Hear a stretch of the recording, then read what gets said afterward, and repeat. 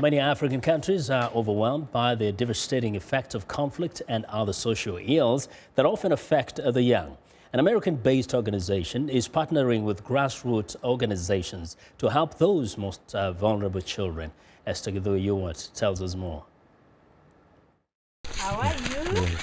The Global Fund for Children has programs in 16 African countries, from Lagos, Nigeria to the slums of Kibera in Nairobi, Kenya, and the eastern DRC where rebels use children as child soldiers.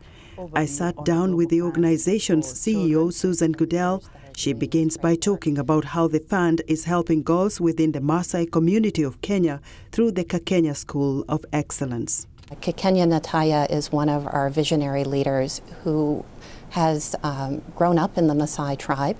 She was engaged at the age of 5, and her future seemed fairly certain at that point, but she was able to negotiate with her parents and with her village, and actually ended up getting her PhD, and then choosing to go back to that same Maasai village and opening a school for girls.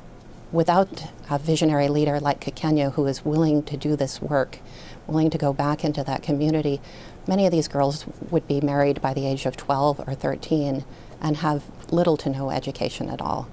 In the eastern region of the Democratic Republic of Congo, rebels have controlled the area for years, affecting education for both girls and boys. Susan says when they escape or are rescued, many have nowhere to go. Experiences that they have been so violent that the communities that they came from are sometimes frightened of these children and aren't always willing to accept them back home. So organizations like the ones that we support are critical in making sure that transition is positive for the children and that they are accepted back into their home communities. In a heavily polluted area of Lagos, Nigeria, GFC is partnering with a local NGO that is helping girls who have been sexually abused. Making sure that these girls have a place to turn, someone that can help them gain safety, can provide counseling, and make sure that these girls stay in school. And I think that's a good example of the lengths that our organization goes to find the most vulnerable children. GFC also has programs that connect grassroots partners to share information and network among themselves.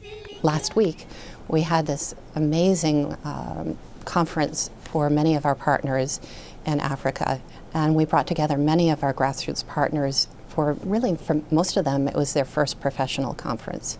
What we're working so hard to develop is not just providing information about all of the skills that they might need on fundraising and managing their financials and so forth, but making sure that we're building community amongst the participants in the conference so that when they have a need that they can call on each other to support each other and provide guidance and expertise. Susan says her organization hopes to expand in other parts of Africa where children are facing various challenges.